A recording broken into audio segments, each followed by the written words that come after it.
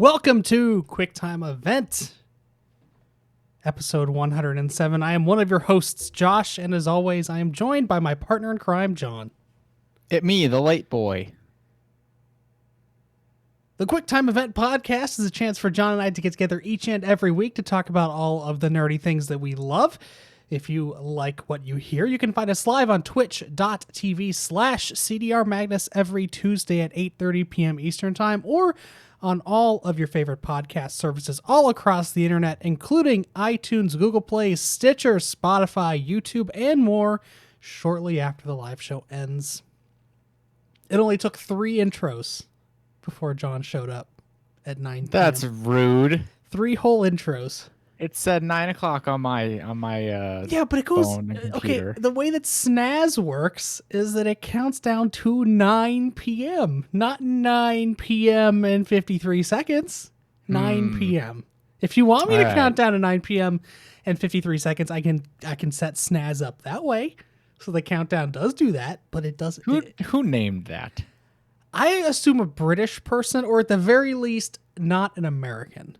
Yeah. The reason I say that is because you have to go in and set the date, and it's day, month, year. Oh, so the thing that makes like logical sense, going from the smallest unit to the largest. Yes, I guess. That's okay. There's 2 things that I think the metric system is a better system for many things. There are 2 units of measurement, or 2 like specifically American measurement things that I like more than the metric system or the way the rest of the world does it. One of them is the date format with month, day, year, because it just for some reason it's more pleasing to the eye that way. It's like you have a smaller number than you have because it's no, I see what you're saying. It would be weird to have 30-1-2020. Right. So you go from the smallest possible set of numbers to the medium set of numbers, 1 through 31 or 1 through 28, and then literally infinite. So it's the smallest set of numbers, the medium set of numbers, and then infinite on the end. That just makes more sense to me. I understand. I have no actual preference on the dates. The other thing that I think is better in the imperial system than in the metric system is Fahrenheit as a temperature for everyday things. Obviously, Celsius, Kelvin have their own uses for science, and if you want to be a smart science boy, then go ahead. Right, but when you're measuring air temperature, which is the thing most people do when they're talking about temperature, Fahrenheit is the best system for that.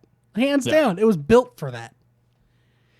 So and I don't know, there's something relieving about like cooking with Fahrenheit temperatures too, because you're like, oh, it's boiling water, it's like 200 something degrees, 212 or whatever. That convinces me that all bacteria are gonna die. A nice little 100, I'm like, I don't know, 100's a hot tub, they're enjoying it. They are, yeah. Filthy hot tubs. Never go in a hot tub unless you know where it's been. Yep. Especially not in this fucking world right now. Who would go to a hot tub in the middle of a pandemic? Who would sit in a hot tub? I'm sure that there are plenty of people. Why? I don't know. You see Ohio's about to get a spanking tomorrow night?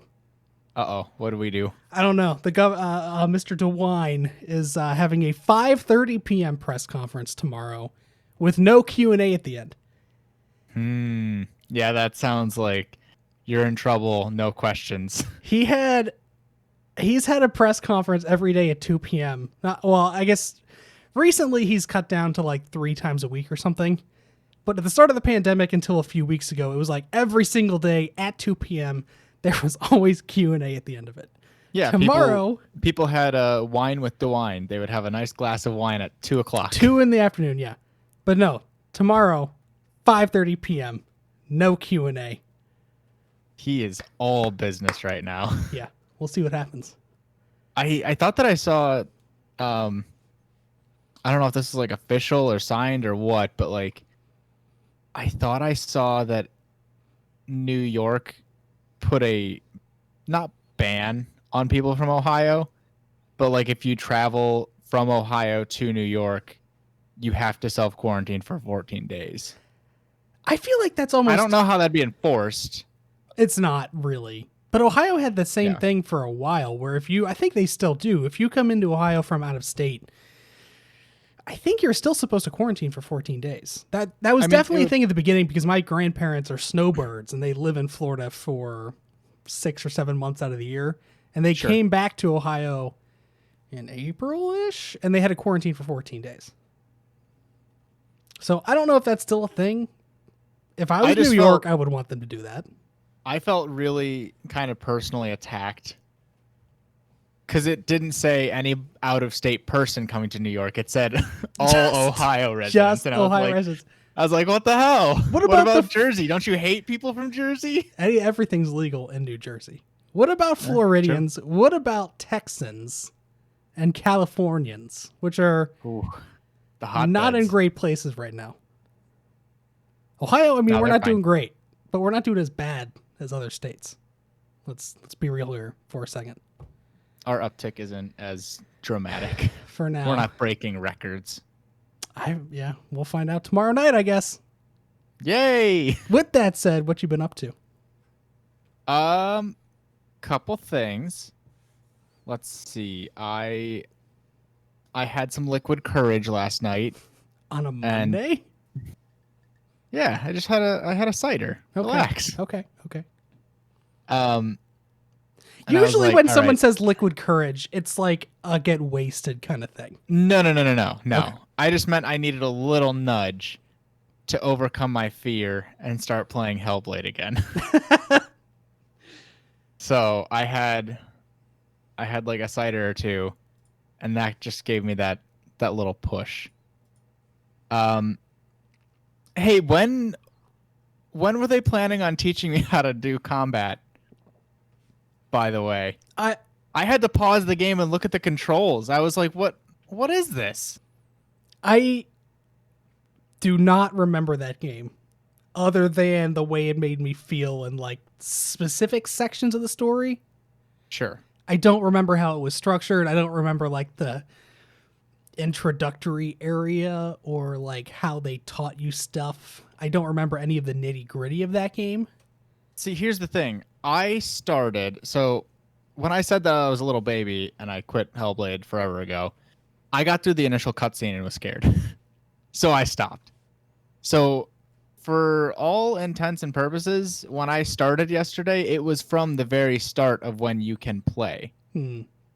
They did not ever tell me how to do combat. And like, I was able to figure out most of it, moving and clicking to do attacks and heavy attacks. Not once did I think of doing spacebar to dodge or I think it was the left control button to like do a parrying move. See, I kind of remember a tutorial. I would just get. I mean, I played on console. I don't know. I feel like there was a tutorial, at least with like basic commands. Maybe not. I really don't remember. But I don't know. It was just very frustrating, especially whenever they were like, "Hey, I don't think this is a spoiler, but they were like, if you die too many times, it's just done. You're game over." And I was like, "What? Why? You didn't teach me how to fight, but I'm getting punished for not knowing." Does this not ring a bell to you? Isn't there like a rot or something? Yeah, I forget exactly what it was called, but it was some kind of dark rot on your arm that just like creeps up. It's not true. Okay. That was I remember that being a big, because I feel like there was another game that kind of did something similar. It wasn't, was it Sekiro? I can't remember, but there was another game that sort of had, if you die too many times, you can get a game over for real. Yeah. They were like, you'll lose all progress. And I was like, the way it said it wasn't even like some I don't know, voice in your head giving you lore or something. It was like No. the game put text on the screen, and I was like, "Oh, okay, we're gonna Yeah, no, we're gonna suspend my immersion in this it's not true. and tell me that there's real consequences." There are no real consequences. Yeah.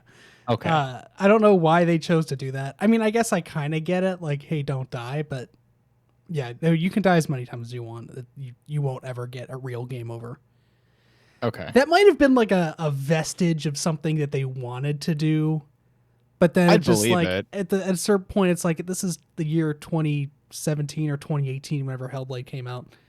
We probably shouldn't just put a flat out game over in here, even though it's not really that long of a game. It's still a big pain Yeah, in but the like ass. I could only imagine how frustrated I would be. I assume that there's a final like boss fight. Mm-hmm. And if you get your magic number like 15 game over at that boss fight, you're 8 hours in and all of a sudden, nope, yoink, put you back to the very start. Yeah. How far? So how far did Enjoy. you get? I how much do you remember? Quite a bit. I kind of remember. I think the first. I think is the first boss battle like Val Raven or like something. Yeah, He's a it's dark. the fire guy or the trick guy. Oh, that's Like right. the You had a god of choice. I forgot. yeah, you get to choose. So I went for Fireboy first. But that's where I ended. Okay. I beat him, and I am now going down the other path to open the big door. Gotcha. I assume it's not very far. I can't remember. So Probably like what an are your hour thoughts and a so half. far? How you feel about it? I still get a little scared, a little nervous when I'm playing. Um, it is really good, and obviously they absolutely nailed. What is it? Psychosis? Mm-hmm. Whatever. Is it a mental health disease? I don't 100% know what it is. Yeah, I mean it's basically not oh fuck. I'm not good with words. What's the one where you have multiple personalities? Is that schizophrenia? I think so. It's not quite schizophrenia because she doesn't think she's somebody else, Yeah. but it's like something like that where you're hearing voices that aren't really there, and they're like having more of an impact on you than your conscious typically does. Sure. Yeah. So I don't really know. It's definitely psychosis of some kind. I don't know what the word for it is. It's really, really well done. And especially whenever, I mean, they tell you at the start of the game, you should play this with headphones. Yeah, absolutely play it with headphones. It's absolutely brilliant audio design. So good. The combat is, I mean, kind of but it doesn't feel like the combat was supposed to be the driving point of this. The story is interesting. This Druth guy. Mm-hmm. So we'll see where that takes me. Yeah. It's kind of cool to hear all this, Norse mythology kind of tucked away. It's kind of weird how I mean, I feel like I guess Norse mythology has been around for it's been around for a hot minute. For a little bit. But I feel like ever since, was it really Thor? Was it really like the Avengers, the Marvel Cinematic Universe kind of like It might brought be. about a new wave of interest in Norse mythology? Because not only did we get the Thor movies, but we also got a new God of War set in that universe. We now have Assassin's Creed Odyssey set there, Hellblade set in that universe, in that time period, that era. Sure. It just That feels mythology. like Vikings and Norse mythology have become in vogue. Starting this maybe 5 or 6 years ago. Yeah, it's the hot trend. But yeah, no, it's really good. It's fun. It's still a little creepy and a little scary sometimes. I like the puzzles. They like perspective, find this symbol in the environment, but it's not going to be obvious in any way, shape, or form. So yeah, good game. I'm looking forward to actually, playing it more and beating it at some point. And I also played. I think I talked to you about. Yeah, we talked about this. I started Baba Is You. And boy, let me tell you, I was not prepared for the puzzles in this game. Their difficulty or yes. I'm currently stuck. And like the point of the game is puzzles, so I'm not going to look up how to get past it, but I might have to at some point cuz I feel like I'm just ramming my head into a wall. I'm just like, why can't I see it? The answer has to be at least somewhat obvious because there's only so many like commands and actions you can do in this game. It's very simple. From what I've heard from other people who have played that game, because I have not played it, from what I gather, it's very much like one of the Dark Souls bosses that you just can't beat. Like you try and try and try and try and try and you just can't do it. And then you find like you get slightly more progress, but then you just get stuck because you're like, this didn't solve it. This is probably the right direction to go in, but well, what I was going to say was it's one of those not. It's one of those things where if you just shut the game off and go to bed or take a break and come back to it later, you like get it right away. Oh yeah. Yeah. So I normally play games for hours at a time. This one I had to quit after like 30 minutes, and then a couple hours later I loaded it up again and played for another 30 minutes, but I could not imagine doing that for more than an hour. That'd be just insanity. I feel like there was something. Oh, I beat A Link Between Worlds too, which I think I was at the very end of when we last talked. You might have finished it.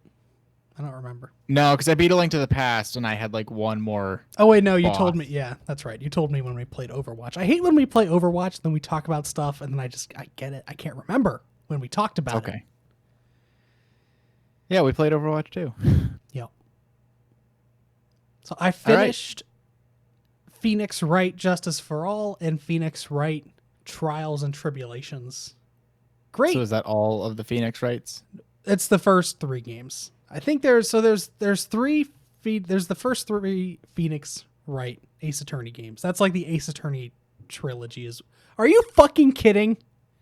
Did you hear that? No. Fucking fireworks. Yes. It's like every podcast we July 14th. I don't hear fireworks. I haven't heard fireworks on off days other than podcast days. It's like we start recording and then fireworks go off. What the fuck is going on? Somebody knows. Anyway, there's the first 3 games are the Ace Attorney trilogy. Then there's some spin-off games with another character, Miles Edgeworth, he's the prosecutor in the game. There's a couple games that are focused on him as like a spin-off kind of game. And then I think there are either 2 or 3 more Phoenix Wright games that came out later. So there are at least 2 more that I haven't played that are like the mainline series of the games. Then there's that whole like Phoenix Wright versus Professor Layton thing, which I don't really know what that is. I don't really know that much about Professor Layton other than what he looks like. I don't know what those games are about. I think they're puzzles. I don't know. I'm not going to go out of my way to continue playing Phoenix Wright games. I really liked, again, my opinion has not changed since last week. I really like the characters. I really liked the storyline of the trials and some of the overarching storylines that went through each individual game and the first 3 games. Sure, yeah. But they're just not that fun. It's not for you. I think that's that, okay. I mean, I think that it makes sense. It might make more sense on a handheld device, which is where these games, they were on the DS. So yeah, if I was like on a train or on a trip or something, this would be a great game to play for that. But like sitting in front of my TV, the gameplay is just outdated. The storyline is great. If you were watching the anime, or if it was treated more as like a Telltale game or something, I think it would be a lot better. But just like having to move and examine like these photo environments and stuff, it's very old and it's not fun in 2020. Yeah, it's not good whenever gameplay comes out, shows its age. Yep. Speaking of Telltale, I also started back up the final season of The Walking Dead, which I put down after the first episode, after Telltale a couple years ago. For those listening, that noise was him chopping his head off. Yeah, Telltale died, and they stopped making it. And at that point, I was like, do I really care about this? No, and just put it down. But I finished Phoenix Wright, and I have another 3 days before Ghost of Tsushima releases. So I needed something to play in 5 days. Ghost of Sushi. So I started up The Walking Dead. I replayed the first episode because I didn't remember what happened. And then I played episode 2 and episode 3. There's one more episode left. There's only 4 episodes in this particular season. And I don't know how I feel about it in general. Like, in terms of The Walking Dead, it's been beat so far into the ground at this point that it doesn't feel special. Yeah. I still really like Clementine as a character, but like just the situation, I don't care about it anymore. And I didn't really think that this was going to happen, but I don't know that I like the Telltale style anymore. Like, what do you mean? When Telltale was releasing games every 5 months or whatever, I don't know that I ever got, like, it never felt like, I guess I didn't feel like those games weren't, fun's not the right word. Does it feel like a chore? Yes, but it doesn't, I guess what I'm trying to say is that there are other games that have adapted the Telltale style into more engaging genres, I guess. Like almost every RPG you play now has choice mechanics in it. That wasn't really that prevalent, especially in Telltale's like heyday at the beginning of last decade, like in 2013, 2014, something like that.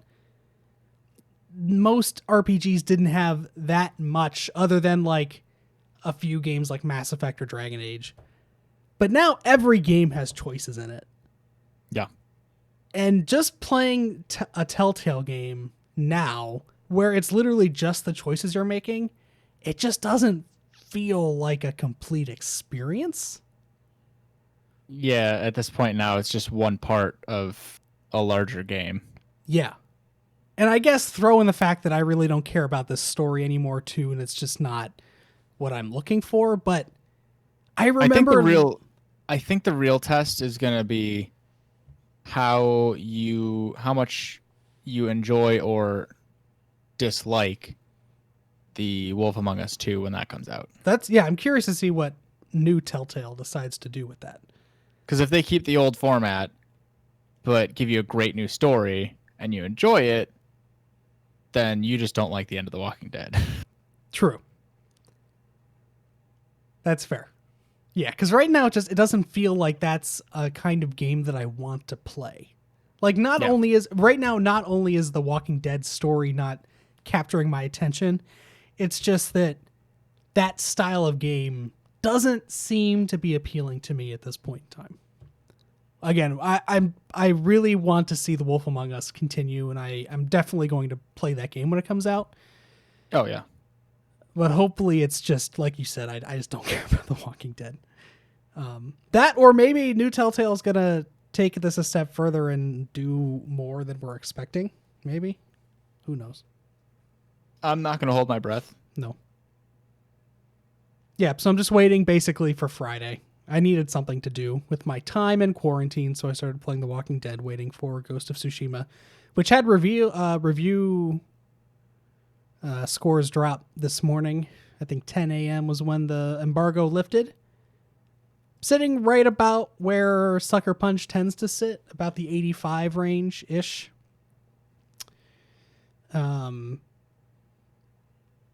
I really like Sucker Punch games. Infamous, I love those 3, I guess 4 games actually, technically. I need to play those. They're so good. But from what I've heard about Ghost of Tsushima, it's like the perfect marriage of a bunch of different games, and it doesn't do any of them better than the original games that like they were inspired by. Sure, yeah. But the amalgamation of all of them together makes for a good experience. So I've heard a lot of Assassin's Creed 2 specifically is in it. Breath of the Wild, Horizon Zero Dawn, and then what was the last one? There was another game. Oh, The Witcher 3 is what I've heard. Like those 4 games sort of inspire a lot of the mechanics and the hopefully just not design the of the length. game. No, I think 50 hours to platinum it is what I've heard. Is what I've seen someone say. So they did not take The Witcher 3 length of game and world size. No, but I really like Sucker Punch games. I fully expect to enjoy this game. It's not, a 10 out of 10 game, clearly, but not every game has to be a 10 out of 10 game. No. You don't need to change the world with every single release.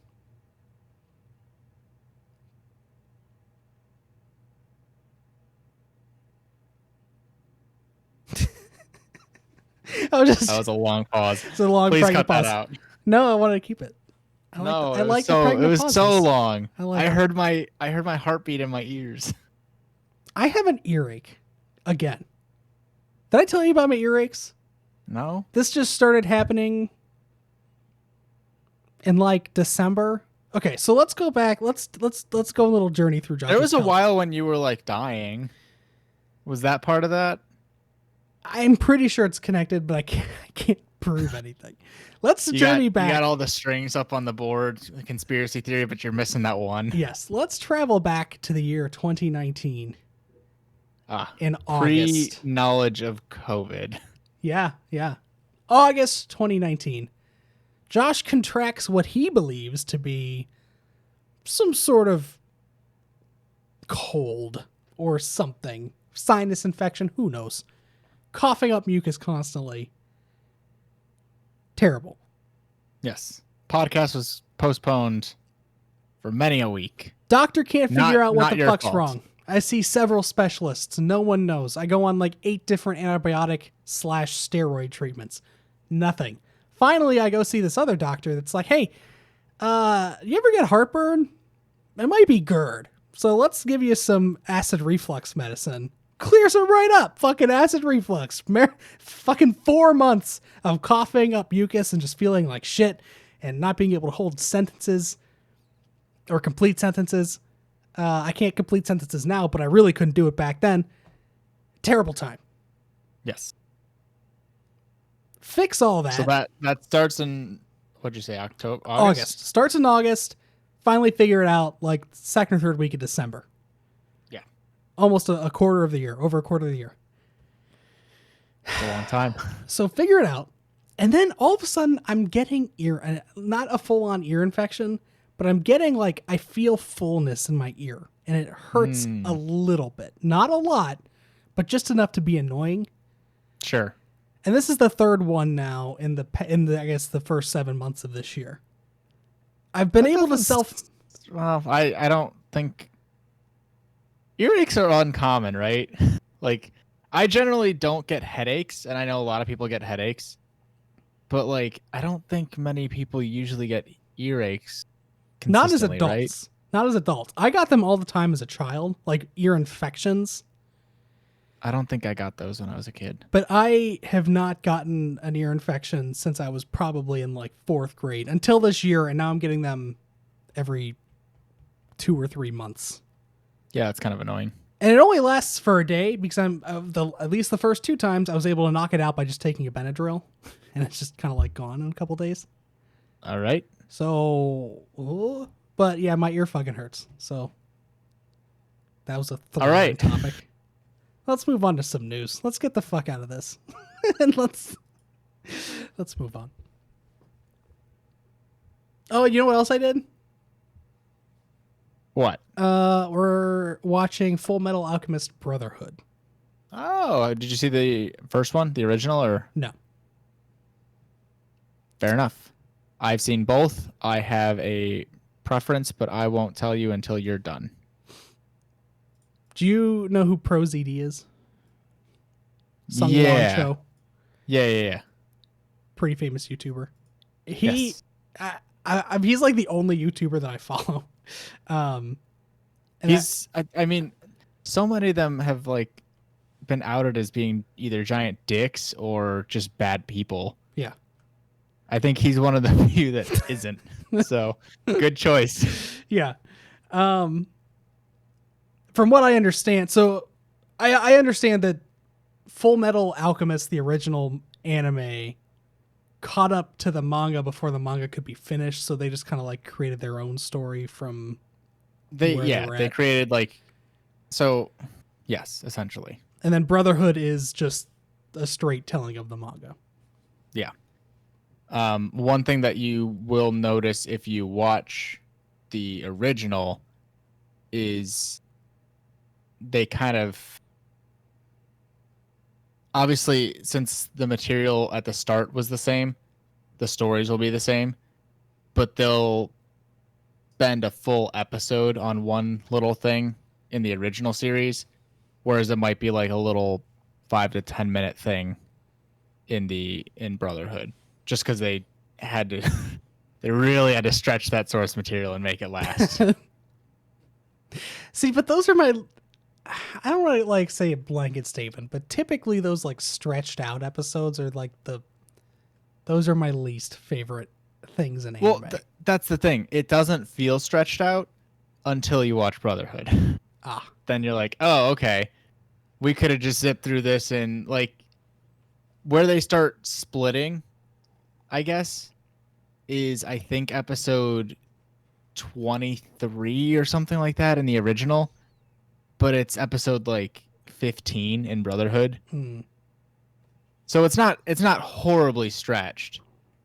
It's just a little bit. It's more fleshed out, I guess. Gotcha. Still, both good shows. Ubisoft. Ubisoft was my favorite company for a long time. I don't want to say favorite, but they were up there. I like Ubisoft games. Still do. Listen, they're probably not listening. Hey, Eves. Hey, Eves Guimont. You out there, buddy? Where's What? Sam Fisher? Where is he at? Get him out of the basement, man. Give him a game. Come on, He's Eves. gone. No. Eves. He's on a farm. Josh, we sent Sam away. He's living on a farm. He's happy there. He doesn't have to spy. He just does it for fun now.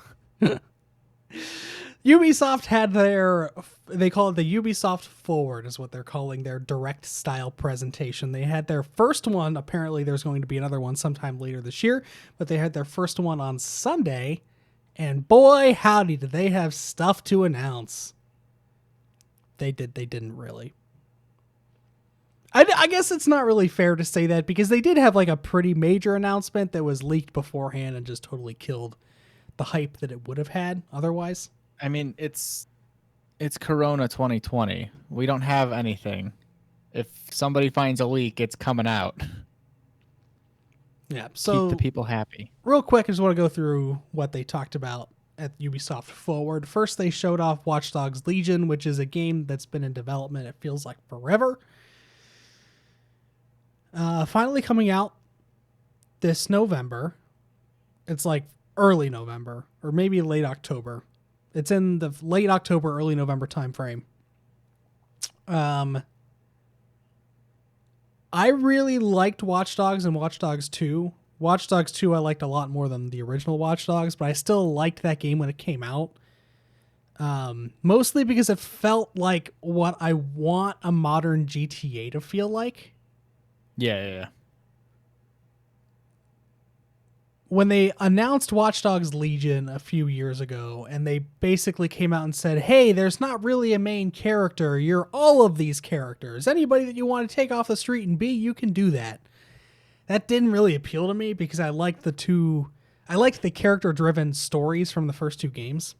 Yeah. And I feel like if you just pull up any character off the street, it wasn't going to have that same kind of narrative drive to it. You can't have a really good backstory and like development of Steve number A. That's what I thought.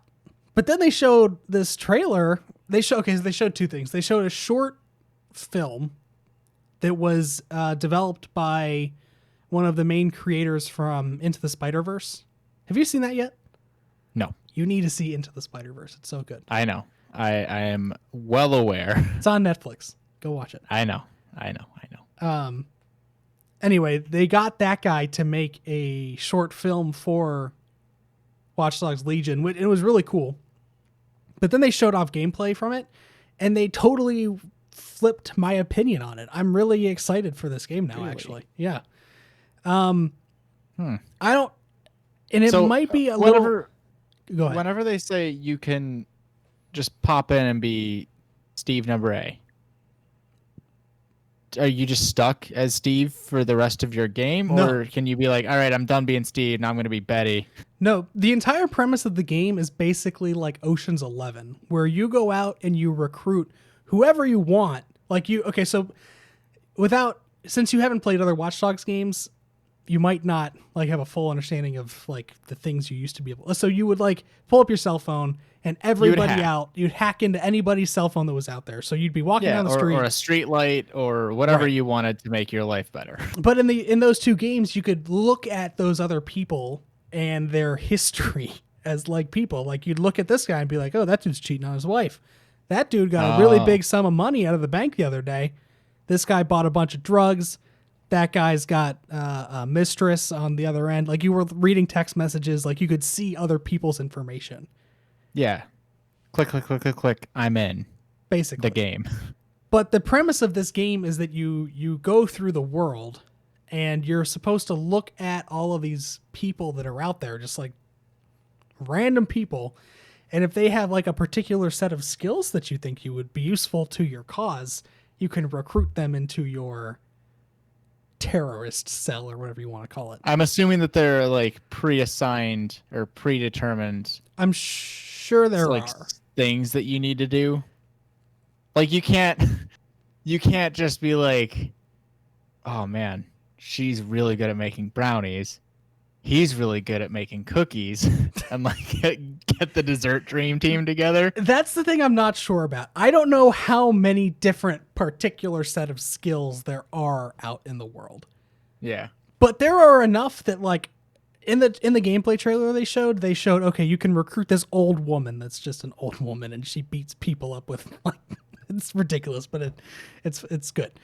Then you can recruit this construction worker who like carries around a wrench and is like really tough and like can beat the shit out of people, but he's also wearing like construction thugs pretty much, but like he has like construction outfits so he can blend into certain environments, and like if he's like needs to go into a maintenance shed or something, people don't question that. Yeah. Then there's like you can recruit this person that's really good with like drones. And then they also showed off drones can beat the shit out of people. That you can apparently recruit like an officer from the enemy basically, and then they can like go in and like subterfuge, like just walk through doors without having to. Basically, there's a lot of different ways to play the game depending on the character you choose for the mission, because each person brings their own particular set of skills. I'm going to keep saying that. Yeah, but there's going to be a limit of 100 of those particular sets of skills. Sure, but and you can't do custom-made scenarios and have dessert dream team. No, I'm gonna go out on a limb and say no dessert dream team. However, just on the level design that I've seen in that gameplay trailer and the different kind of abilities you can have in your team, it looks like a lot of fun. It sounds fun. When you recruit these people, do they act independent of you using their particular set of skills, or do you have to like? Can you switch between everybody? You switch between them, so you decide who goes on what mission. So you play each character. You are every character that you recruit, but then you can decide who does what mission based on. What Is there a mission where like they all have to work together? No and idea. You just have to like hope that the computers don't mess it up. No idea. Just constantly body swapping, making sure that no, computer turned around. Yeah. It was about to leave. Yeah, but no, I really went into this presentation not wanting to see that much of Legion, because I just wasn't interested in it. But the story aspects that they showed in that short film that lead to the game, and then the gameplay mechanics that they showed, sold me. Okay. It might turn out that it's a pile of crap anyway. I don't know. But right now, I'm interested. So You've got a spark of hope. yes. One more question.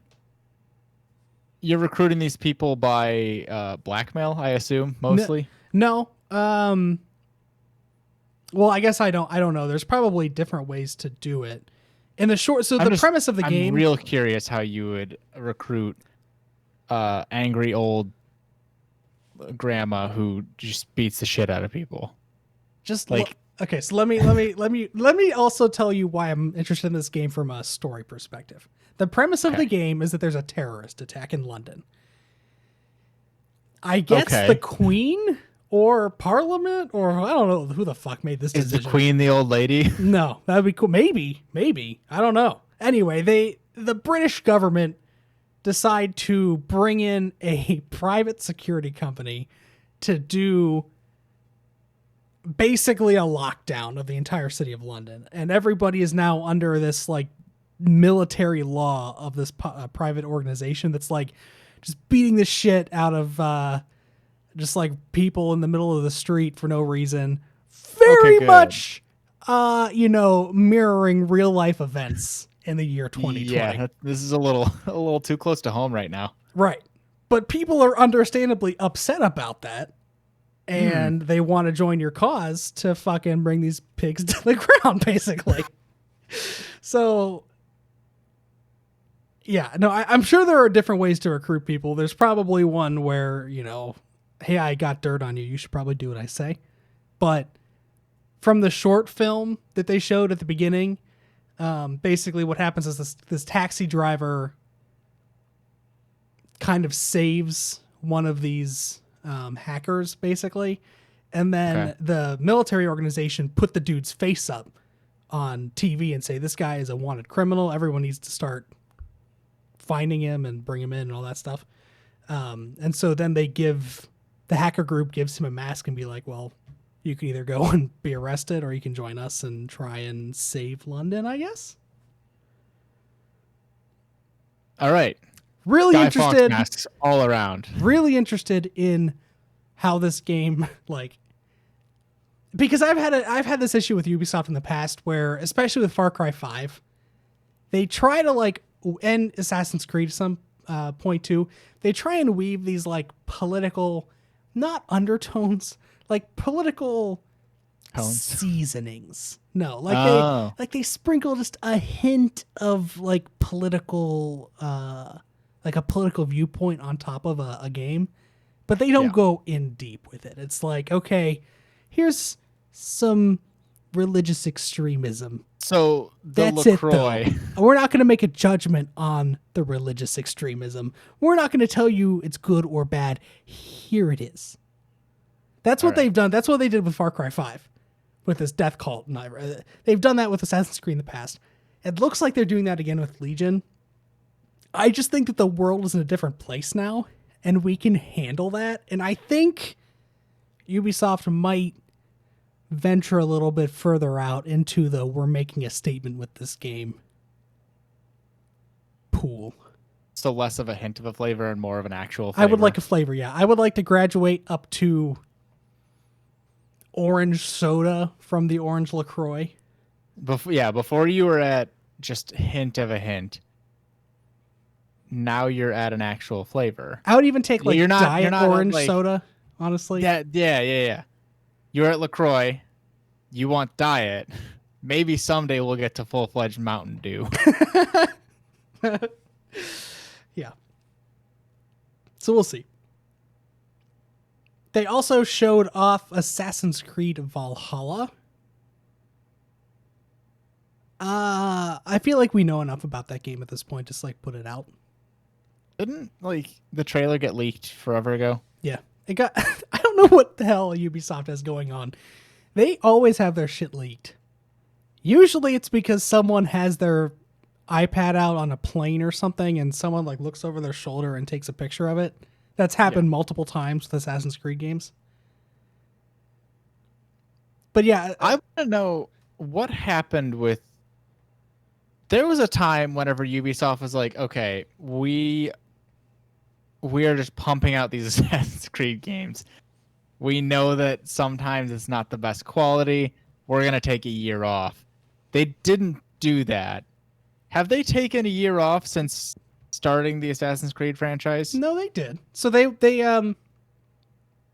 shoot. They put There's so many, and they're all like, it used to be numbers and now it's names and words, and it's really hard to keep track of. Yeah, it was Assassin's Creed. It was the London one. The Assassin's Unity? Creed Liberation? No. Liberty? No. Okay, so it was Assassin's Creed Liberation was the like spin-off game from Assassin's Creed 3. Yeah, and then you have spin-off games and like Unity was. I think there were some for like 3DS only, and it's just like stop. Unity was the France one with the fucked up eyeballs in the middle of the head. Yes, the horror men. Then after Unity, there was Assassin's Creed Syndicate. That was the London one. Syndicate. After Syndicate, they're like, okay, we're done for a year. We're going to take a year off. We're going to make this better than it is now. Bye, everybody. Then they made Origins, which was different. Then I think Odyssey came out the year after that. I'm pretty sure there's been a year between a year off between Odyssey and Valhalla. I'm pretty sure. So they took a total of 1 year off in the past 2 years. Like, no, but like before that, they were coming out every year. Right. So they came out every year, and then they took a year off between Syndicate and Origins. And I'm pretty sure there was a year off between Odyssey and Valhalla. Assassin's Creed Odyssey came out, October 2nd, 2018. So nothing came out last year in 2019. So they've taken a year off between Odyssey and Oh, yeah. Valhalla. I mean, technically, it's not a new game, but they did come out with, I think, some remasters last year. Yeah, they put out Assassin's Creed 3 remastered, I think, last year. I remember hating that. Yeah, it wasn't Was good. that... Okay, I was going to say, I feel like some people have come back and like try to defend it, but that was the game that made me stop playing Assassin's Creed. Yeah, they introduced a lot of like weird systems in it that like were just, it was a lot of fluff. Yeah. But yeah, that was the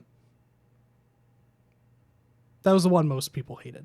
But so yeah, they have taken years off. Okay. It just feels like they don't. It feels like every year, kind of like an EA Sports game. Yeah.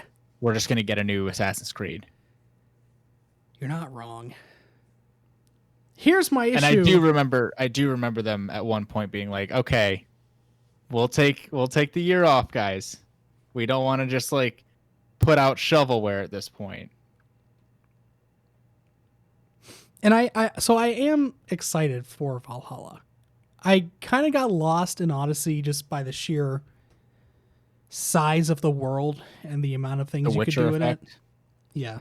I mean, I want to say like almost maybe even over 50 hours into that game.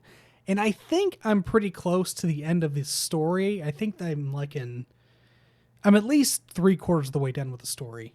I never finished it. But the reason I didn't finish it was because even though I was done with 3/4 of the story, there were still like 60% of the map that I had left to uncover. It was gross. Ridiculous, the size of that game. And I kind of got done with it, and then I started Persona 5, and then I fell off a cliff. And but you never looked back. I'm excited for Valhalla because they said that it's not going to be as dense. Or maybe that's not the right word. It's just not going to be as like Overwhelming, yeah. Like I think the world's still going to be dense. There's still going to be a lot of side missions, but from what I understand, it's not as repetitive, and it's going to be more engaging, and it's not going to be Like, here are 1,000 question marks for you to uncover at a time. My biggest issue with Valhalla is that it comes out on November 17th. John, what comes out on November 19th? Is that... Honestly, I'm blanking, but is that a Cyberpunk? It is Cyberpunk, yeah. That's a bad choice. Let me paint you... granted, it's been delayed like twice now. Yeah. Who's to say that we're not going to get another push? That's very true. That would I would not surprise me if Cyberpunk gets delayed till like March at this point. It would not surprise me at the slightest. So Assassin's Creed Valhalla comes out 2 days before Cyberpunk, which means I'm definitely not picking it up day one because I'm not going to try and play 2 games at once or finish it in 2 days. That's impossible. These also sound very close to Extra Life. Yes. Here's the other thing, though. And this is the thing that I really don't get why publishers do this. And I'm sure it's because Watch Dogs Legion was delayed. Watch Dogs Legion comes out on October 29th. Valhalla is the 17th. That's like 2.5 weeks apart.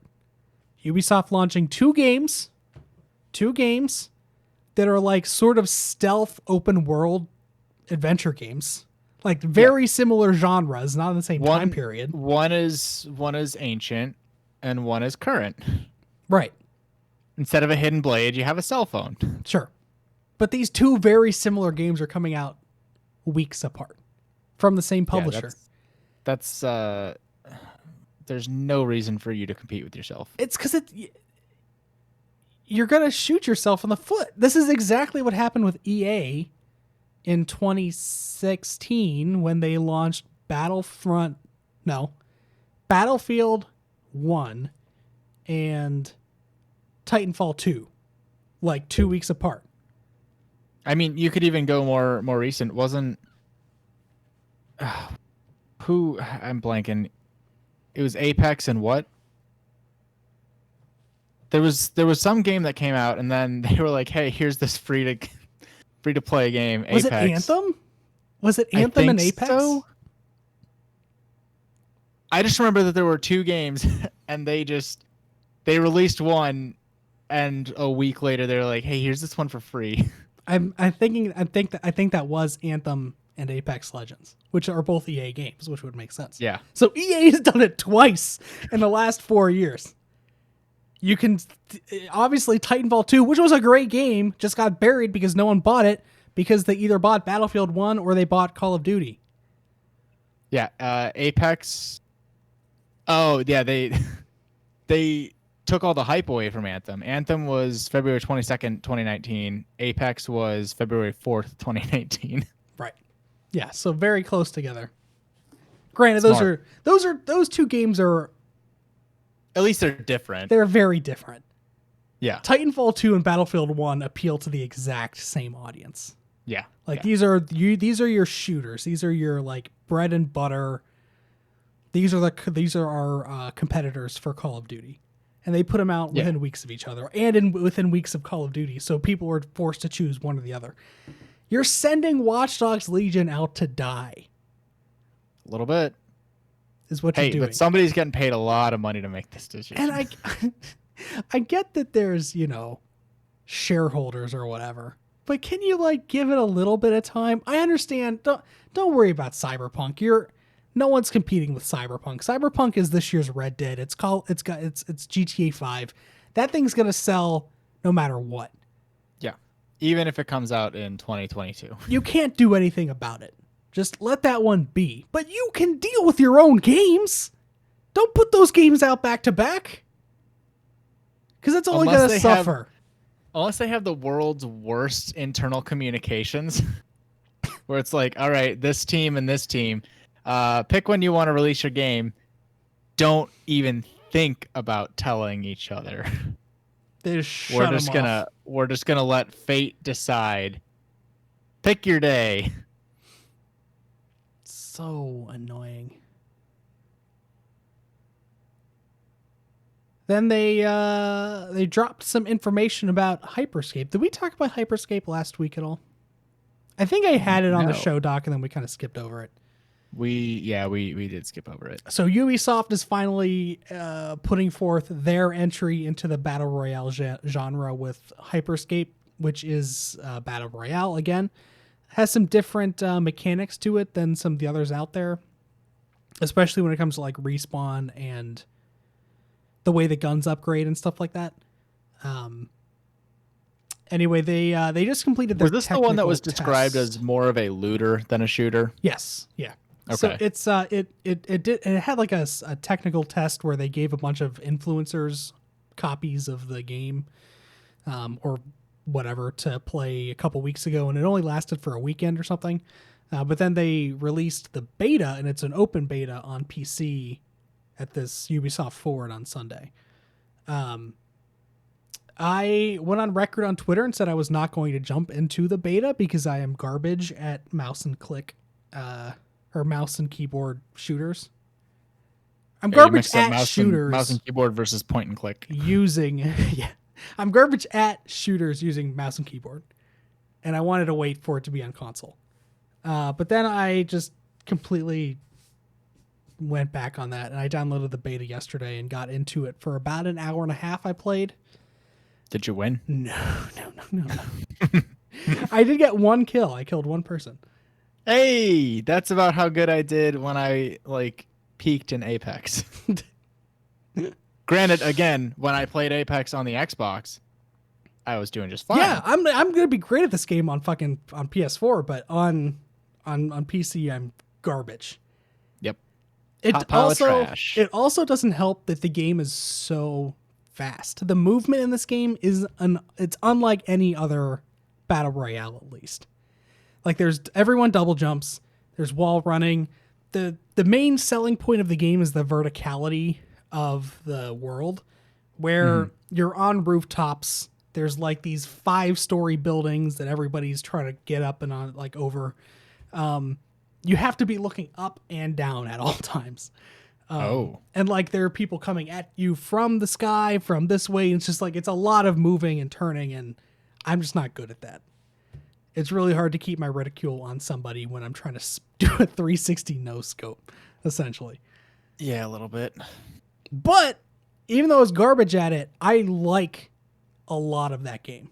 It's aesthetic is exactly like the aesthetic that I like. Look at the podcast right now, the video podcast. Look at the screen, the scene that we're in with the whatever you want to call those, like the vaporwave kind of thing. It's very vaporwave.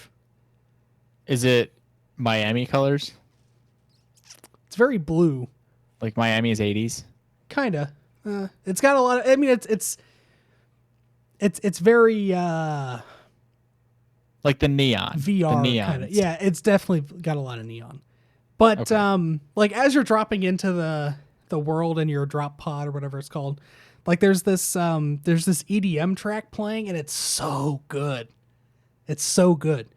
Just the whole aesthetic of the game is awesome, I think. Neat. It's simplified a lot of things where you don't have to upgrade 6 different pieces of this one gun. Basically, you just have the gun, and then if you find a duplicate of the gun on the ground, it upgrades the gun. So you don't need to find, okay, I need this choke, and I need this suppressor, and I need this magazine. You just find the gun on the ground and upgrades the gun. Then there's also that is a lot more user friendly. Yeah. Then there's also abilities called hacks that lets you do different things. There's one that raises your health. There's one that gives you armor. There's one that materializes this bouncy ball around you, and you bounce over buildings. It's ridiculous, but it's really fucking cool. I'm definitely going to play this when it comes to console. I don't know for how long, but I feel like this could be another, at the very least, it could be another Apex Legends kind of thing where it holds my attention for three weeks, maybe a month or something. Yeah. Nothing wrong with that. So it looks pretty cool. I can't believe, I really thought this Ubisoft topic was going to go 15 minutes, and here we are 45 minutes later. Yeah, well. Showed off Far Cry 6. Never got into Far Cry. No. I did not like Far Cry 5 at all. Which one was the one with the bad apples? Far Cry 5. Okay. Yeah. That's the only thing I know. The apple texture. That is one of the only things that I can associate with any of the Far Cry series. Really bad apple texture. The apple texture in Far Cry 5 was so bad. Like, it was something I could do. Right. It was my issue with Far Cry 5 was just how dissonant the main story was against the side stories and other things that were happening in the world. Yeah. Where it was like this really dark, creepy, fucked up cult thing that you were trying to get away from. And they're like torturing people and they're brainwashing people. And it's horrible. Yes. But then you do this side mission where you become G.I. Joe or whatever the fuck. There's like this Ricky Bobby big character, basically, that's like flying airplanes and drinking beers and like singing America Fuck Yeah kind of thing. It's like, what? Those are two different games. How is this the same game? Yeah, that was not smart. So it lost my attention. I could not deal with it.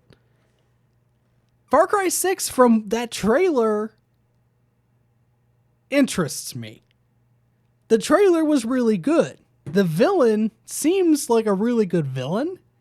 It's just if the game is still going to do the thing where it like has this really dark, fucked up dystopian South America coup going on, and then they have all this other bullshit that's like all happy-go-lucky. That does not work for me. It's fair. Also, I feel like Far Cry is even worse than Assassin's Creed right now. We're getting a Far Cry game every year. Because not only do we get the Far Cry numbered games, but on the off year, there's an offshoot. They did that Far Cry Primal game that was like Cavemen Far Cry. And then they did Far Cry, it was like Far Cry New Dawn or something last year. That was basically Far Cry 5, like an alternate ending of Far Cry 5 that took place in the same. It was very weird. But we're getting a Far Cry game that connects all these Far Cry games. I don't think so. Like even just a broad topic. There might be. I think that side character. I don't know this for sure, but I think that side character that I'm talking about, that's basically Ricky Bobby. I think that character spans across games. I don't know that for sure though. Yeah, having one. I don't even know how to describe that. One unimportant side character, from the sounds of it, who is jarring against the main point of the game. Yeah. That does not... that's not connected. It's just, I think that the main selling point of Far Cry is supposed to be the villain. They always market the game based on the villain. And I guess I don't know that much about Far Cry 1 and Far Cry 2. But starting with Far Cry 3, which had, I think Voss is his name, is the main villain in that game. And he's like, the entire premise of the game is this is the character, you're playing this character, but this is the character that's really the focal point of the game. We're selling it based on this. And they tried to do that with Far Cry 4, and I think they failed with Far Cry 4. Then they tried that again with Far Cry 5, and again, the villain like talks to you through a phone, but like you never see his face other than at the very beginning of the game, and then I would guess at the very end of the game when you finally confront I was gonna say, let's have some resolution, please. But like he's barely in the game, and then again with Far Cry 6, they show off this trailer with this villain that's played by Giancarlo Esposito, a great actor. It looks great. But if we get to the game and that character is not in the game other than like when he's on a telephone, like chiding you or like at the very end of the game, that's not what you're giving us. You look up and you see one of those banner planes. Snake oil. What? I was just saying, you look up and you see one of those banner planes and he's just saying, suck it, nerd. Yeah. So yeah, Far Cry 6 does not excite me at all, but maybe it does some people. To each their own. I've never played a Far Cry game, and I have no intention to start. Let's talk about what wasn't there. This is what you really wanted. I've been waiting for hours to get to this part. No Splinter Cell. No Splinter Cell. I did not predict Splinter Cell this year. I think I did. You did. I said that spite. Last year I said if I didn't do it, if Splinter Cell wasn't given to us last year, I'm not allowed to predict Splinter Cell ever again. So I didn't predict it this year. You did, just to spite me. Yep. We didn't get it. I guess I'll take the blame on this one. If I hadn't predicted it, we probably would have seen it. But they did. Sam Fisher was in the press conference. He was there in this stupid Tom Clancy's Elite Squad game, which it's a mobile game. I don't care. But they gave Sam Fisher was on the screen for 30 seconds. He even had speaking lines for this game that's not his game, the game that everybody wants. He's in this Elite Squad thing, this mobile experience. Do you remember when I forget who it was, but it was some higher up exec tweeted out something and they were like, "Hey, get ready for a new Splinter Cell or something like that." Yes. Was that a feed no, stream? That was last year before E3. Yeah, because he got drunk and yes. News came out that the goggles were coming out and everyone was like, "Oh, Splinter Cell, it's back." There were two instances. There was this weird Sam Fisher goggle pre-order that went up on GameStop's website. It was an expensive replica pair. I think so. Over $50. Yeah, it was at least it was a $50 replica of Sam Fisher's iconic night vision goggles. Yeah. That went random... up. I don't remember the timeline exactly, but that went up in, let's just say, April-ish. Sure. Yeah. Then in May, it was a couple months before E3. Right. Then May, the next month or whatever, these 3 Ubisoft developers got drunk and started drunk tweeting things, and they started talking about Splinter Cell a month before E3. Of course, who's nothing ready? Came out of it. Not us. Other than Tom Clancy's Elite Squad. But yeah, no, that was not a fever dream. That happened. Okay. Just ultimate trolling, apparently. They also the new Pokemon Snap. Yeah. It's gonna be 20 years. They there was no mention of Beyond Good and Evil 2, which is a game that I feel has to be in development hell at this point. I think it was announced in 2015 or 2016. We're now 4 years down the road and there's no news on that.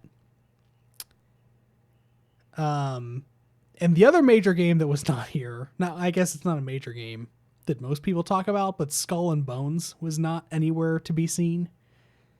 Skull and Bones it was a ship combat game. It was basically just the naval combat from Assassin's Creed 4, Black Flag. But it was going to be a ship combat kind of game. That was announced 4 years ago. Is that their answer to Sea of Thieves? No, I think that this was actually revealed before Sea of Thieves. Or maybe it was after, but it's not, it's literally just the ship combat. They based it completely off of the ship combat, where there were going to be different kind of ships you could choose from, and each one, there was a heavy attack ship. It was basically like Overwatch, but with ships. Interesting. But yeah, that game was shown off, I think, at first in 2017. And it's just been nowhere. And then GamesIndustry.biz reported that Skull and Bones basically got rebooted. Who knows? Inspired by Fortnite. A reboot inspired by Fortnite. Oh, no, please. I don't know how you reboot a ship combat game to be inspired by Fortnite's mechanics, but apparently that's what's happening. But yeah, I guess there's going to be another Ubisoft Forward before the end of the year with maybe more information about something. At this point, they can't talk about Valhalla anymore. They can't talk about Watch Dogs Legion because they showed off those 2 games. Yeah. So what they're going to have at this next one, I don't know. Maybe that's where we get Splinter Cell. Maybe that's where we get... could still be right. Beyond Good and Evil 2, but it's just... It's I don't know. We'll have to see what happens. It's a buzzkill. That's what it is. Let's talk about Epic Games. All right.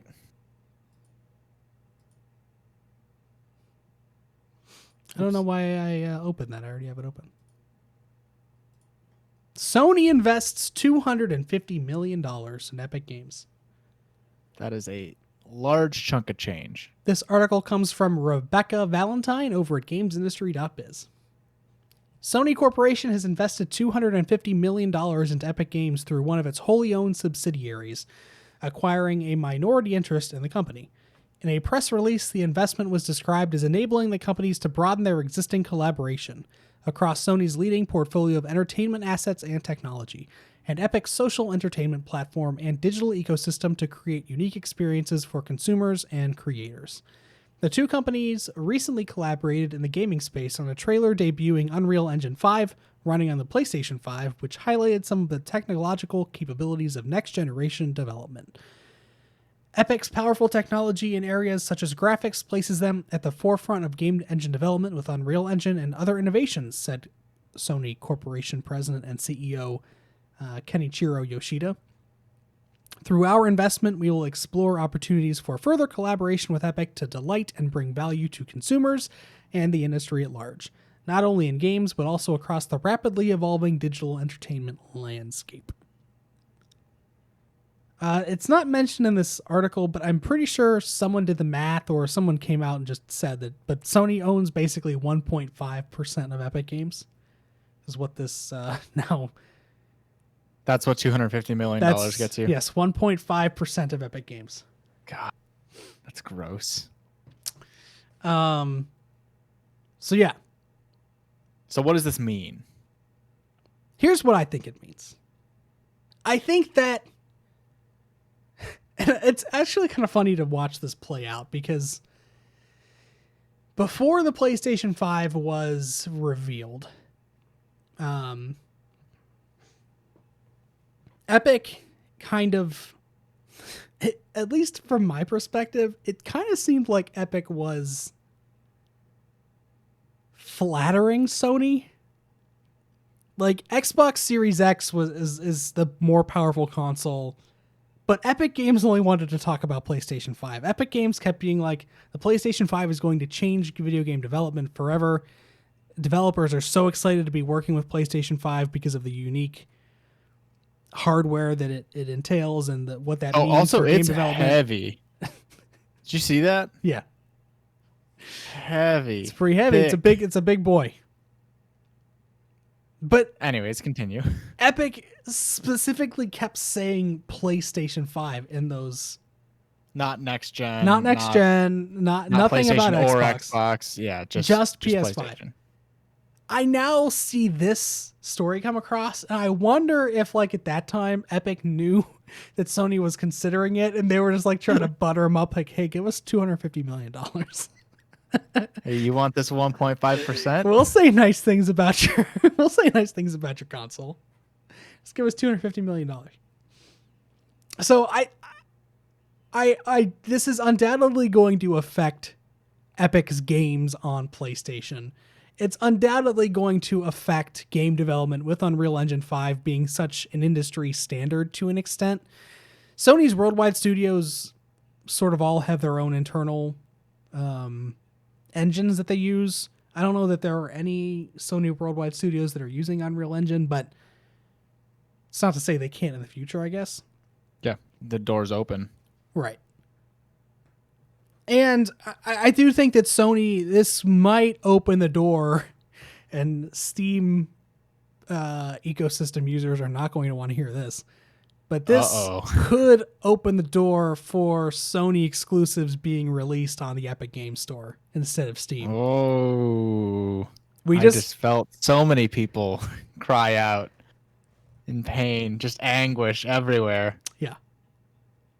So, I mean, there's nothing that says that's happening. Horizon Zero Dawn just was released, or it's about to be released on Steam here shortly.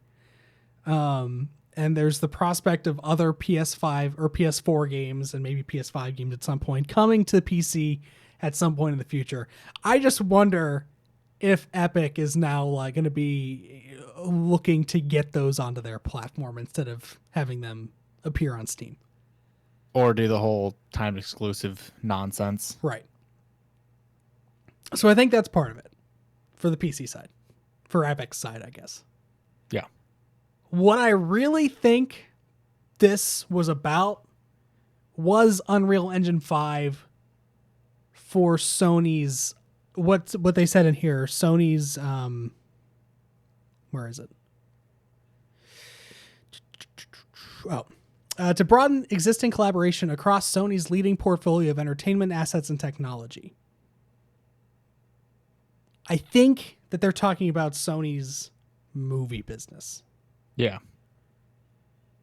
Unreal Engine 5, this article comes from a website called nofilmschool.com. Interesting.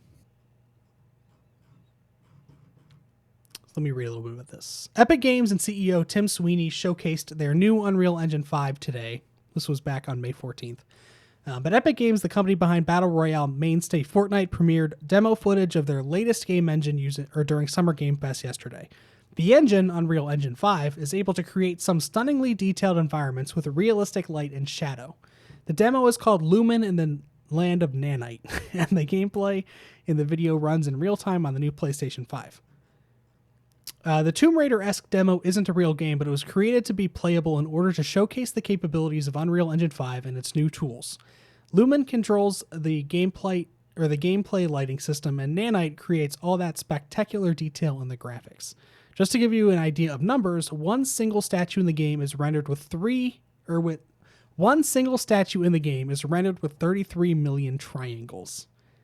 The engine can populate a room with hundreds of these statues, resulting in billions and billions of triangles and a level of detail unseen in gameplay before now. The demo as a whole contains hundreds of billions of triangles. They keep talking about triangles. I really, next time I go and see any kind of like animated film, all I'm gonna think about is how many triangles that really is. Here's what I actually wanted to go though. Previous versions of the Unreal Engine have been used in video games as well as films and television. Disney used the Unreal Engine, for instance, to create 3D environments and landscapes in The Mandalorian. There it is. Unreal Engine 5, which can create fucking trillions of goddamn triangles, is going to, I think, play a major role in computer-generated effects in the film industry. And I think Sony sees that and they want to get on the ground floor. Sure, makes sense. Because Sony's movie production company is a big part of their business. PlayStation is still the biggest part of their business, but Sony Films is, it's not an indie company by any means. No. It's not as big as Disney, but I mean, what is? Nothing. So I think that there's a lot of different pieces to it, but I think that one, Epic is interested because Epic wants money, and two, I think that it benefits Sony to be able to have some sort of stake in an engine that is going to be sort of universally used, not only in their meat and potatoes, the gaming industry, but then also in their motion picture business, which is also a big piece of what they do.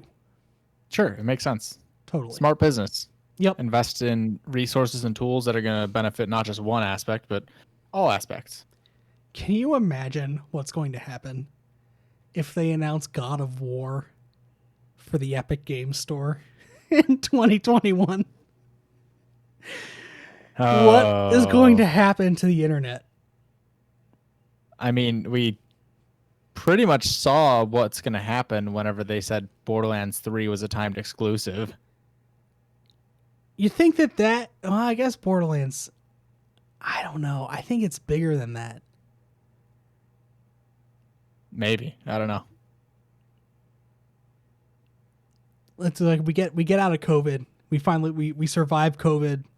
We find a vaccine or whatever. Miracle cures, developed. We get out of COVID. Everybody's back to work. Everybody's living their life. I can go to IKEA whenever I want, not have to worry about dying. But then... That was a really specific example. I just want to go to IKEA. I got All some right. stuff. I got some shelves I want to buy. But I can't. And because IKEA doesn't really deliver. Come on, IKEA. Help. I want to go to your store. I'm not going to. It's against my principles.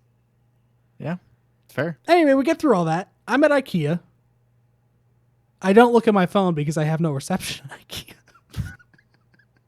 But I walk out of IKEA. And I open my phone and I look at Twitter, and then there are nuclear launch. There's like been nuclear attacks, and it's because Kim Jong-un is a big Steam user, and he's upset because Sony put God of War on the Epic Games Store. That's where 2021 goes.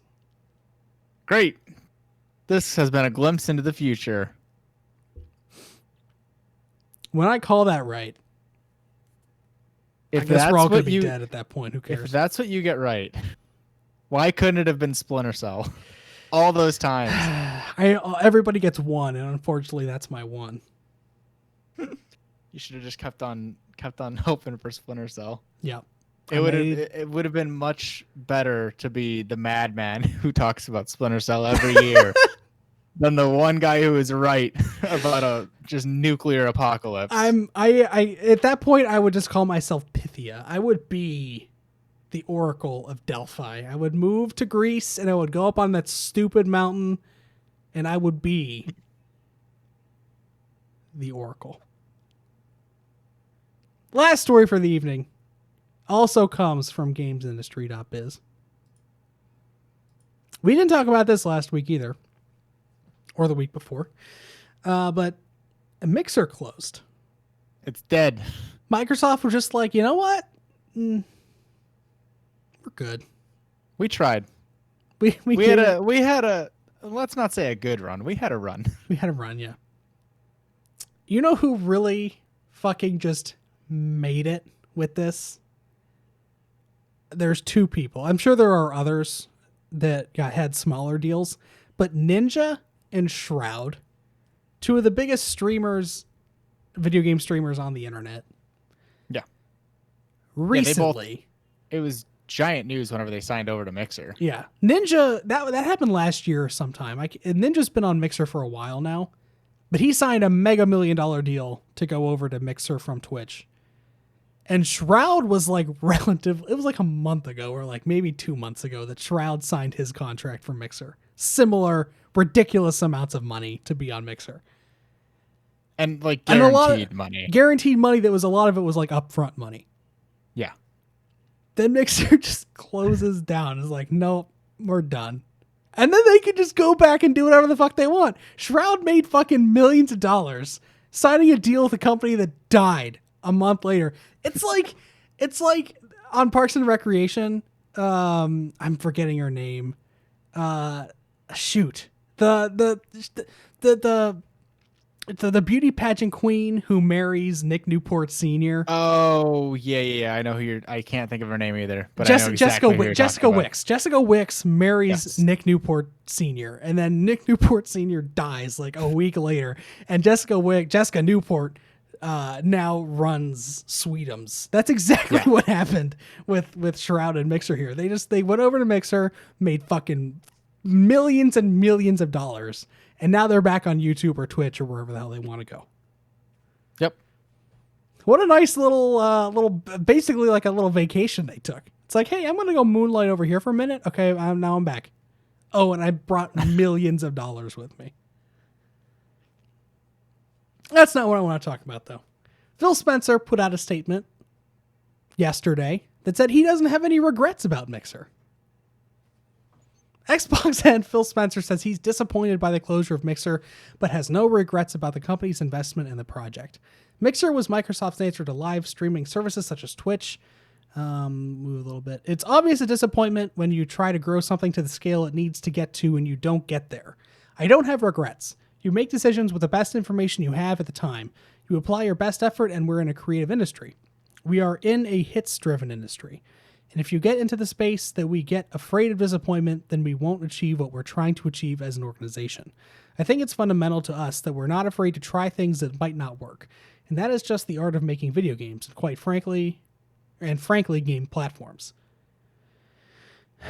In terms of our strategy, I feel really good, Spencer says. Our growth in content is a direct offshoot of us looking at, okay, I hate it when, and I guess to their credit, they're not editorializing, but they put the direct quote in here and Phil stammers a little bit, and I get like confused reading it.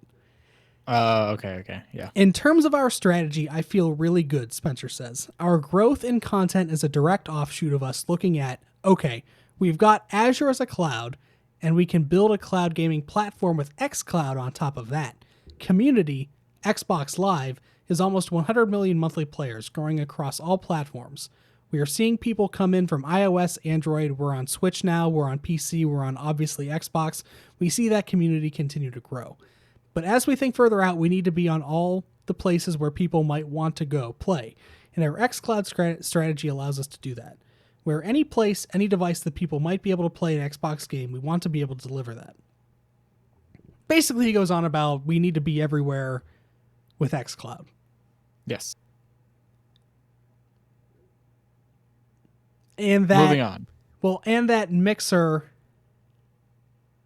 in some ways, Phil is comparing xCloud to Mixer.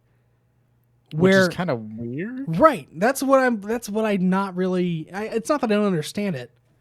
I get that they're both risks, but like he's coming out and saying, I don't have regrets about Mixer. Here's this new thing. I hope I don't have regrets about this too later down the road. Yeah.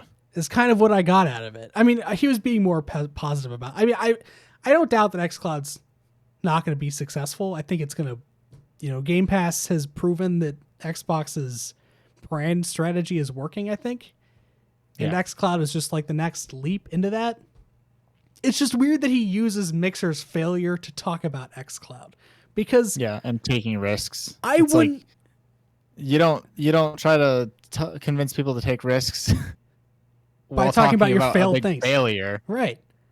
I would not want xCloud's name attached to Mixer at all. I would want to just like shove Mixer off. And Phil's a pretty positive guy. He likes to spin things in a positive way and say, I don't have regrets. He made a connection that wasn't there in the first place. Right. No one ties. You didn't need to spin anything. Like, I think everybody knows that Microsoft owned Mixer, but I would never associate the Xbox brand with Mixer. No, definitely not. I think there's enough of a difference there where people are smart enough and they can say, okay, Microsoft is a huge company. Mixer and Xbox, while they're owned by the same company, probably don't have that much influence on one another. But Phil kind of just said that they do. Yeah, it was kind of weird. I don't know about that. I don't know what to think about it. What's the phrase? Better left unsaid. Yeah. And I go back to like when people are asked tough questions like this, like what can the person say without getting in trouble or without like shooting themselves in the foot? Sure, yeah. And quite frankly, I mean, this is a perfectly fine comment. It's just like, I don't know what I would have said, but the way that this came across, it seems like he kind of just, he made an unforced error. There was no need to bring in anything outside of Mixer to this discussion. Right. He could have said, we took a risk. We tried what we saw was getting hits. And it didn't work for us. That doesn't mean that we're going to hedge our bets and play it safe going forward. But we learned, and this is no longer an opportunity we want to pursue. Right. There you go. End of story. Let's not bring in... But let me talk about another risk that we're working in. Man, we're really good at taking risks. How about this new one? xCloud. It's going to do great. I'm not going to have regrets about it. Here's a new risk. Check out the new Xbox.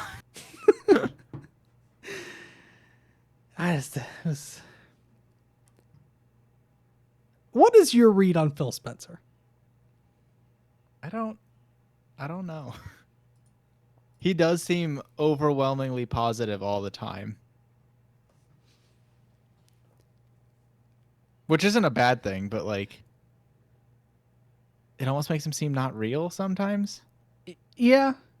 Like you can't be, nobody's this positive. What's your secret? What's hiding under that smile, Phil? I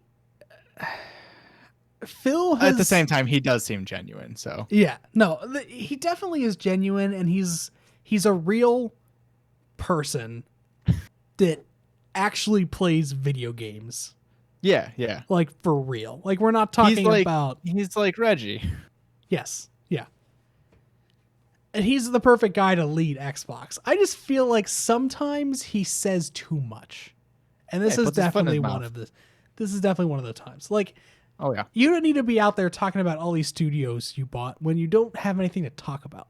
Like going out and announcing all this stuff, like the last two E3s for a long time. So for a long time, Phil was building up the Xbox brand with Game Pass, with like these service-based things, and making Xbox the gamer-friendly platform with backwards compatibility and all these things. And he did he did nothing wrong. He was exactly what everybody wanted. He was the safe bet. But for the last 2 years, I really feel like they've just been spinning and we've talked about this at length, but they've been spinning their wheels. And Phil has come out with similar statements to this one several times on a variety of different topics that are like kind of non-answers, and we'll keep trying. Yeah, that's exactly it. It's like we're going to keep trying. But like, when is it going to happen, Phil?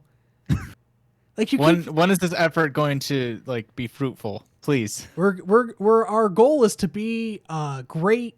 Our goal is to be a great video game publisher. We're going to make great games. We're going to have the greatest services. But you've been saying that forever. You've been saying that for at least 5 years. He's been there since I think 2015 or 2014, something like that. You've been in charge of Xbox for a long time. And you do have to give him the benefit of the doubt that like buying these studios and having them make new games for Xbox is not a short-term thing. That's a goal that is, at least 4 years from the day you buy the studio. So in theory, we're 2 years away? 2 years away, something like that. At least 1 year. At least next year we should start seeing new franchises and new titles coming from these new studios. Right. At least trailers. We haven't even seen that is the thing. We need to see stuff. We need to see trailers. We need to see proof that you're making. Listen, we're not saying we don't believe you. It would just be nice to have a little more concrete proof other than the same speech you gave us 4 times now. Because it just feels like Phil keeps saying it's coming, it's coming, it's coming. Yeah. We're going to try our best. Not even that it's coming. We're going to try our best. We're taking risks. We're going to make sure that we're doing our best to be what we want to be. But what is it? Tell me what it is. What's the risk? What are you risking? More fireworks. Oh, really? It is 10:30, sirs and madams. Perfect time for fireworks. They're celebrating the 10-day anniversary of July 4th. That's fair. Okay, I don't want to talk about Xbox anymore until we get their next press conference or whatever the fuck. Their first party game showcase. Which is July 25th? Yes. So next 27th? week. One of those two. Let me see. Okay, wait. Is that an actual date or Xbox? I thought it was. I feel like that was a rumor. I mean, I could be wrong, but I thought that they said... Oh, no, you're right. Xbox Games Showcase officially announced on July 23rd. 23rd. I knew it was an odd number and it was in the 20s. I just couldn't place which one. So next Thursday. That makes a lot more sense than Saturday or Monday. It is at noon Eastern Daylight Time. All right. Let's see what you got, Phil. So I'm going to promise that we're not going to talk about Xbox at all next Tuesday. Unless it's something positive. Maybe if they do something good in the next, like if they announce a price point and it's a low. Or, I don't know, something good. Maybe we'll talk about it. But I'm not going to be negative about Xbox next week. Because I feel like I've been unfairly negative towards Xbox Like since we brought the show back a couple weeks ago. It's just like I mean, it's I don't mean to. It's been a little hard not to. I don't mean to. It's hard not to. You're right. Okay. Anything else you want to talk about tonight? Just a real quick. I am very excited and also very nervous for the new Paper Mario. That comes out Friday, doesn't it? That's coming out Friday, yes. There's no reviews that have dropped, right? I don't think so. It looks fun. The combat looks weird. But it's not. It's like a weird hybrid combat system. It's definitely strange. We'll see. I think that I might get it day one. I'm not 100% sure though. And I also don't know if I should start getting digital. Like I do like having my Nintendo games on the little cartridges. But I don't want to go to a store. Yeah. I wanted to buy Animal Crossing on a cartridge, but I could make I kind of made the excuse for Animal Crossing in that like I'll jump on and play it for a random 15 minutes on a Saturday to get the KK concert. But that's like the only first party Nintendo game that I would just jump on for 15 minutes and then be done. Like on a weekly basis. Do you know how long it takes or how long in advance of the game review embargoes typically lift for Nintendo games? Not a clue. Because there is no indication, there is no public indication as to when the review embargo lifts. I mean, knowing Nintendo, just never. Even post-release, no reviews. It's typically not a good thing when review embargoes lift the day the game comes out. Usually. Again, I have hope, but I am also very nervous. Janet's planning on getting it, so. Day one? I think so. She likes that series. It's a good series. I'll have to send her a message about it, see which one's her favorite. Good games. Thank you for joining. One other thing. Psyched you out. Damn it. Happy International Non-Binary Day. Oh. To all of our, if we have any non-binary listeners, happy day. Yeah. You are valid. Is there any reason why it's today? Not that I could find. That's it. Thank you for joining us for episode 107 of the QuickTime Event Podcast. If you liked what you heard, you can find us live on twitch.tv/CDR Magnus every Tuesday at 8:30 p.m. Eastern Time, or on all of your favorite podcast services. We're not on all of your favorite podcasts. That would be cool. But we're only on podcast services across the internet, including iTunes, Google Play, Stitcher, Spotify, TuneIn, and more. We're also on YouTube, and you can find us on our website, quicktimeevent.net. You can find me. All I can think of when you said we're on all your podcasts is that the two astronauts in space and the one has a gun to the other. It always was. Or what's the? They're all QuickTime Event. They always were. They always were.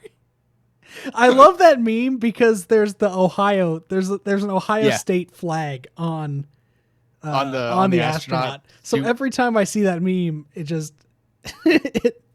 it feels more personal than normal. Yeah, 100%.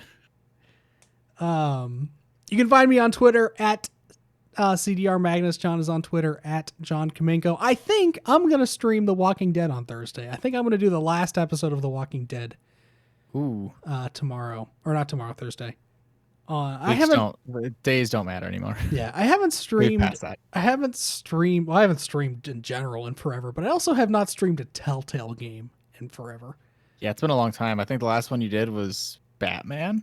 Maybe it was Guardians of the Galaxy. Oh, Yeah, and then I also replayed Tales from the Borderlands that one time. I can't remember. I think that was before. Was that before? It I was think probably so. the last one. Probably was Batman, and it was the one that I fucking hated. Yeah. That sounds about right. So I think I might play The Walking Dead on air Thursday. What, July 16th? Probably around the same time we do the podcast, 8:30 p.m. or so. If you want to stop by, hang out, that'd be cool. Yee. Can bash some Telltale, bash some Walking Dead. I think that's about it. Alrighty. Thank you for tuning in. We'll see you all next time. Bye-bye.